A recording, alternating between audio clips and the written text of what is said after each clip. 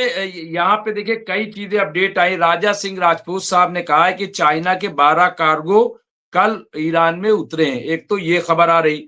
दूसरा जो है अभी यहाँ पे जयदीप साहब लिखा है कि इजराइल ने अमेरिकी अधिकारियों को बताया है कि अगर ईरान में सत्ता परिवर्तन हेतु हमला किया जाता है तो इजराइल 700 मिसाइलों को बर्दाश्त करने के लिए तैयार है। 700 मिसाइलें। लेकिन ईरान के पास आपको पता है कि 700 नहीं बल्कि लाखों में, ईरान के पास लाखों में मिसाइल हैं। पूरे पूरे शहर जो है, जो अंडरग्राउंड शहर है, वो भरे पड़े हैं मिसाइलों से। और मिसाइलें ऐसे नहीं है कि बाहर निकलेंगी ट्रक पे, बल्कि कब्रें जो है वो ऐसे खुलती है और उसमें से मिसाइलें निकलती हैं। यानी कहां कहां ईरान ने मिसाइल को बना के रखा है अभी किसी को पता नहीं है। अच्छा, ऐसी भी खबरें आई हैं कि ये समुंदर में भी इनका कुछ ऐसा निजाम है कि वहां से भी ये मिसाइलें जो है वो अटैक कर सकती है। तो ये जो नदीम ईरान का जिस तरह का एक निजाम, क्योंकि 12 दिन में ईरान में बहुत कुछ दिखाया, लेकिन इसके बाद जो ईरान ने तैयारी की, कितनी तैयारी आप देख रहे हैं इसको, कितनी बड़ी ईरान की तैयारी है अगर जंग होती है तो। भाई साहब प्रोफेसर वो जो नदीम कई प्रोडक्शन वाला मामला था, वो मैंने देखा कि जितनी उनके पास मिसाइल्स थी उससे कम से कम 5 गुना का प्रोडक्शन उन्होंने 3 शिफ्ट में शुरू करवा दिया। और दिन और रात काम हुआ, 24 घंटे काम हुआ है, क्योंकि उन्हें मालूम था कि जो हमने पटखनियां भी दी है इसके बाद ये एक बार फिर आएंगे। और वो जो लड़ाई होगी, यानी जो अब लड़ाई होगी अगर हुई खुदा ना खास्ता, तो बड़ी ही निर्णायक होगी। उसके लिए ईरान जमाने से तैयार बैठा था और उसे पता है कि ये तो आर पार की कहानी है। यानी अब तो खेल पूरा ही खेलना और आइंदा के लिए खेलने के लायक ही नहीं छोड़ना इन्हें। और ये बात इसराइल भी बहुत अच्छे तरीके से जानता है कि ईरान के पास बहुत कुछ है, बहुत कुछ है, बहुत कुछ है। वो हाथ भी डालना चाहता है लेकिन डर भी रहा है, हाथ भी डालना चाहता है लेकिन डर भी रहा है। मैं आपको बताऊं, वहां के एक डिफेंस एक्सपर्ट ने इसराइल के उसी जमाने में कहा था कि अगर 12-13 दिन ये लड़ाई चली है, अगर इतने ही टाइम और चल जाती तो हम शायद उठने की हिम्मत भी नहीं जुटा पाते अगले कई सालों तक। तो आप इस बात से अंदाजा लगा सकते हैं, ये खबरें भी आई कि ये जो इंटरसेप्टेड मिसाइल्स थी इनकी खेप ही खत्म हो गई थी उनके पास। और ये बहुत दिन में बनती है, इनका प्रोडक्शन इतना तेज नहीं है। और इनमें से बहुत सारा माल, यानी जिसकी वजह से इसराइल अपने आप को अजय बताता था और लोग मानते थे, कुछ बेवकूफ लोग के अजय है, और इसको छेड़ना या इसके ऊपर अटैक करना ऐसा है जैसे अपनी मौत को दावत दे लेना और कोई बचेगा नहीं और ये कभी किसी से हारेगा नहीं, वगैरह वगैरह।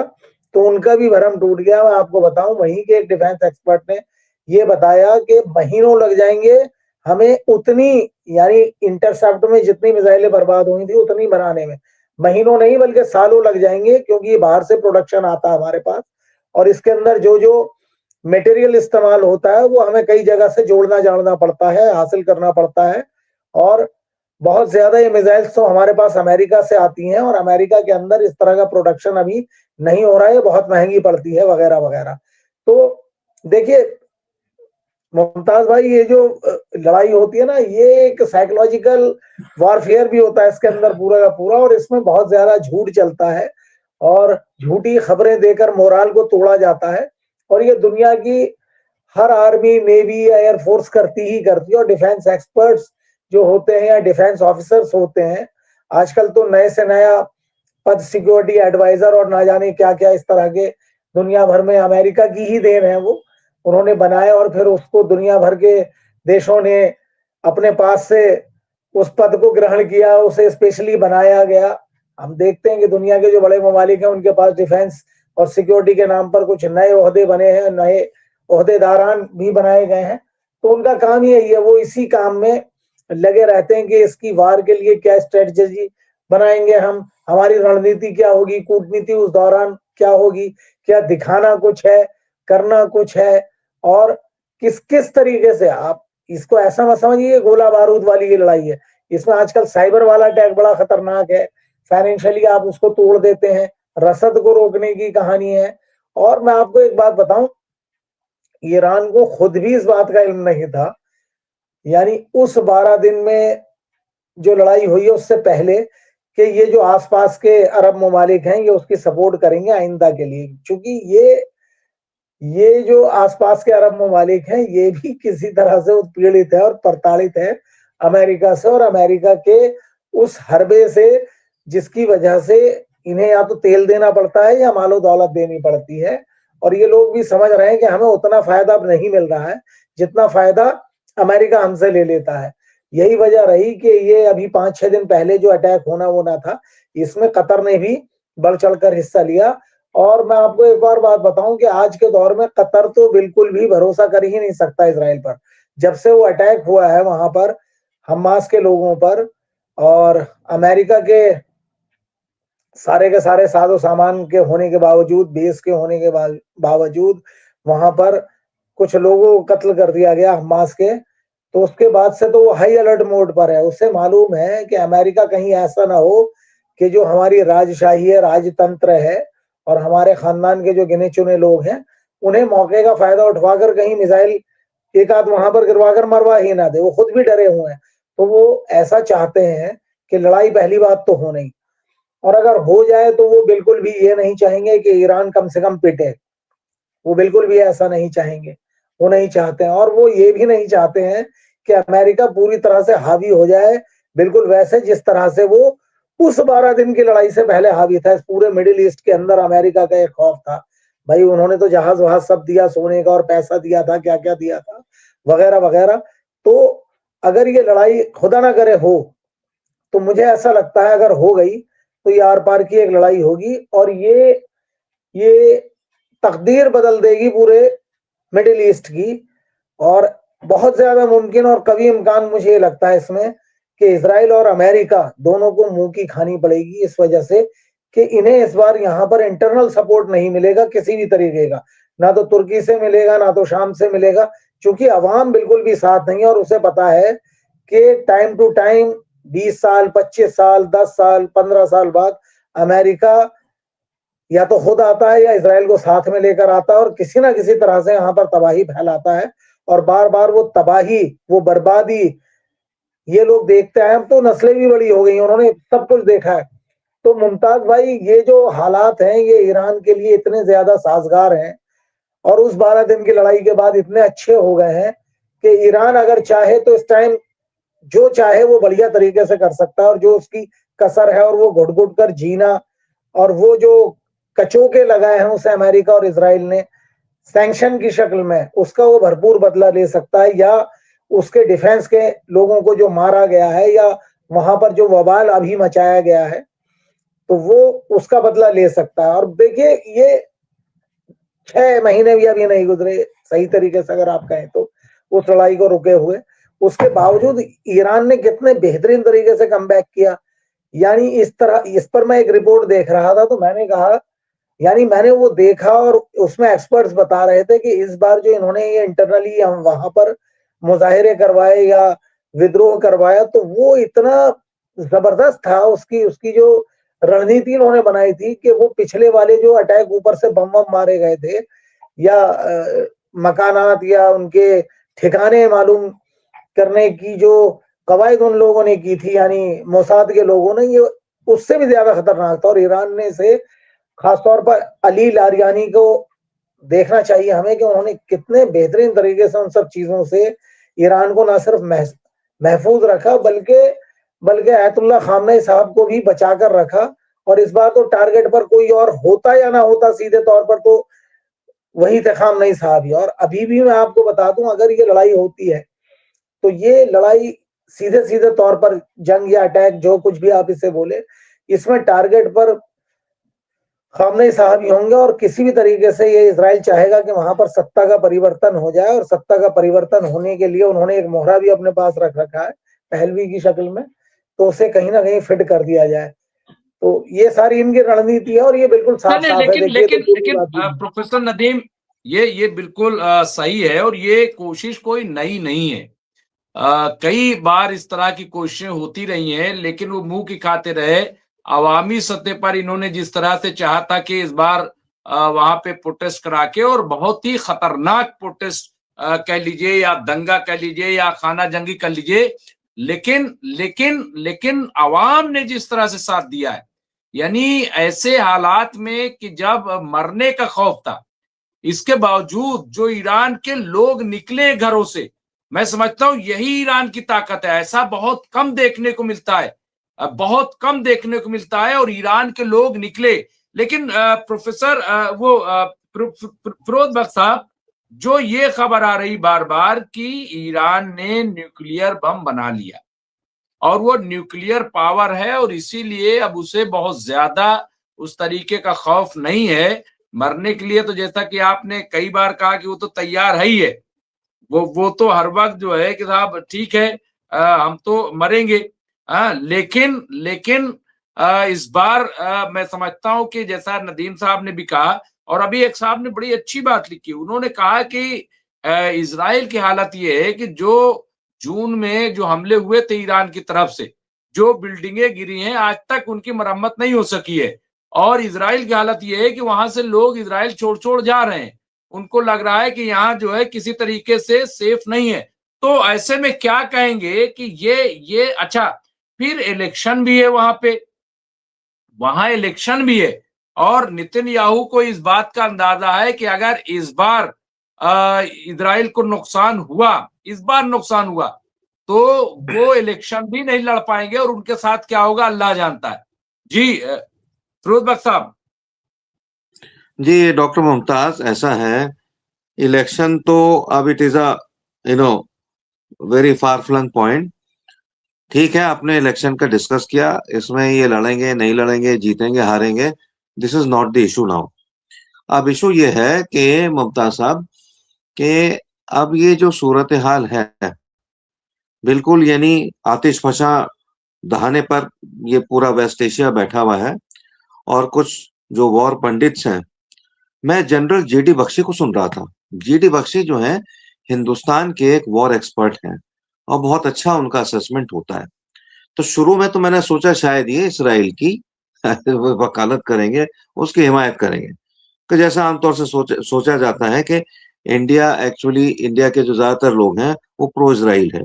ठीक है, देखिए मैं जो भी बात करता हूँ मैं लाग लपेट नहीं करता, I don't mince my words, मैं सीधी बात करता हूँ।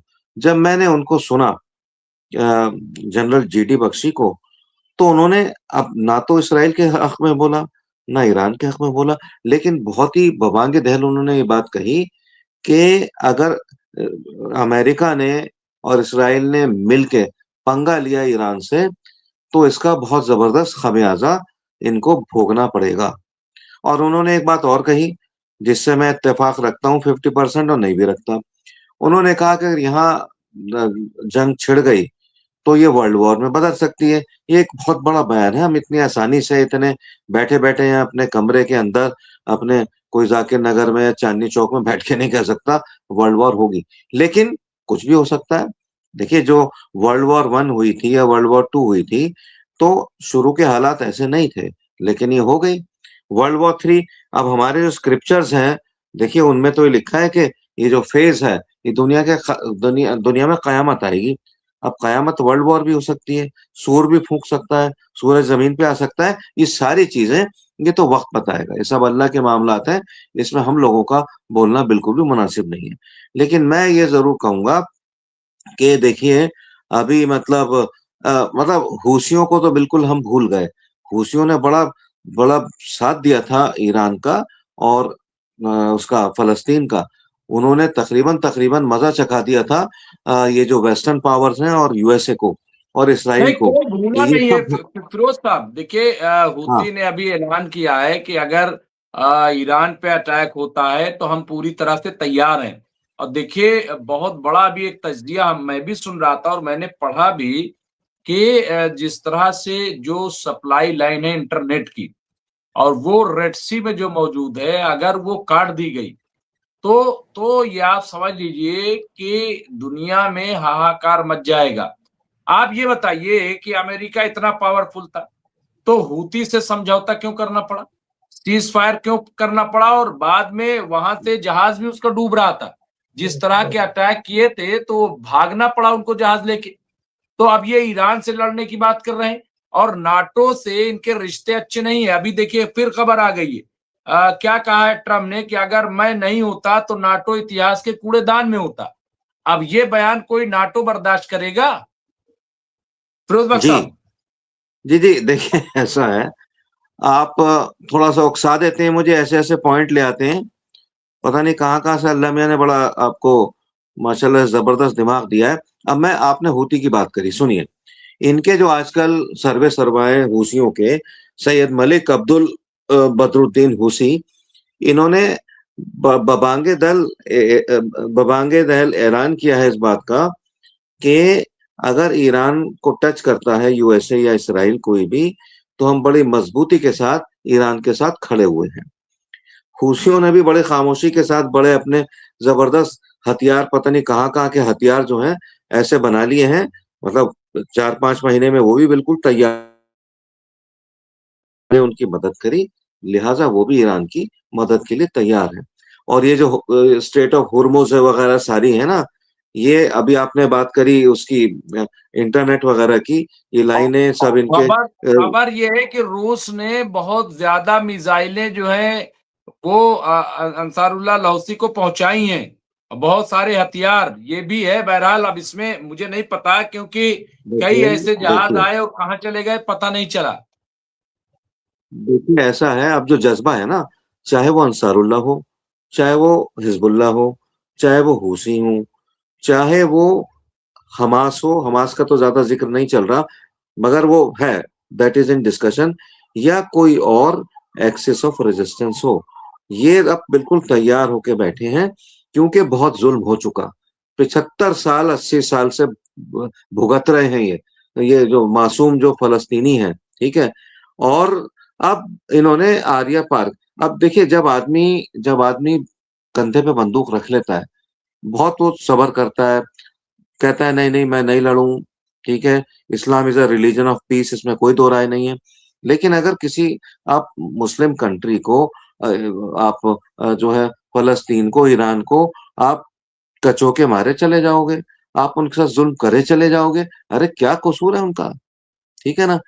अब 75 साल से तो हम देख रहे हैं अपने बचपन से भाई, 60-65 की उम्र हमारी इस वक्त है, तो बचपन से हम देख रहे हैं कि क्या कर रहा है इसराइल। अब मेरे अंदर भी कई बार ऐसे एहसासात आते हैं, हालांकि मैं बड़ा पीसफुल और गांधीयन आदमी हूँ, कि मैं वहां चला जाऊं और मैं इन जालिम लोगों से, मुझे फौज में डाल दें फलस्तीनी लोग, I will sacrifice my life पूरा फाइटिंग देशी फॉर द पूरा फलस्तीनियंस। पूरा देशी गांधीयन है, पूरा देशी गांधीयन है। हम चूंकि गांधी के देश के रहने वाले हैं, तो जाहिर है कि हम जी लोग पीस की बात हमेशा से करते रहे हैं, आज भी पीस की बात कर रहे हैं। और हमने अपने पूरे 2.25 साल के लाइफ में, फिरोज बख्श साहब मेरा चेक कर लीजिए, मैंने कभी ये नहीं कहा कि तमाम मुस्लिम मुल्क एक जमा हो जाएं और इजराइल को खत्म कर दें। आज तक मैंने नहीं कहा मैंने। नहीं हालांकि नहीं जिस तरह की देखिए, हरकतें की गई हैं, देखिए जिस तरह ऐसा से है, मजलूमों को मारा गया है, सुनिए सुनिए वो सुनिए नाकाबिले सुनिए बर्दाश्त था। पूरी दुनिया खड़ी हो सुनिए, गई। ये जो आप कह रहे हैं ना, आप बड़ा बैलेंस्ड आपका है, आप बजाय इसके कि आप खुद को सर्टिफिकेट दें, ये सर्टिफिकेट हम दे रहे हैं। ठप्पा लगा दूंगा आज मैं अपने लेटर हेड पे लिख के कि डॉक्टर मुमताज आलम के प्रोग्राम में आज तक कोई ऐसी बात नहीं की गई जो गैर जिम्मेदाराना हो, या जो मरने मारने की बात हो, आज तक ऐसी बात नहीं कही गई। और अगर कोई इस तरह की बात करता है, फौरन उसको टोक देते हैं, चाहे वो कितना ही बड़ा आदमी हो, कुछ भी हो। ये तो आप, ये तो मैं आपकी खासियत की मैं तारीफ करता हूँ। और मैं तो ये सोचता हूँ कि अगर आप ये प्रोग्राम कहीं अमेरिका से करते या यूके से करते या फ्रांस से करते, तो आज आप अरबों खरबों में खेल रहे होते। आपको मतलब ये ऐसे प्रोग्राम आप कर रहे हैं, लेकिन आप तो ये अल्लाह के लिए कर रहे हैं, इस्लाम के लिए कर रहे हैं, ठीक है, ये मैं मान के चल रहा हूँ। तो तो हम लोग जो इसमें शामिल हो रहे हैं, हमें कोई अरब खरब नहीं चाहिए। हमें चाहिए जिस खमीर के हमें जिस कौम को हम बिलोंग करते हैं, जिस अल्लाह से हमारा रिश्ता नाता रस्सी बंधी हुई है, वो बंधी रहे।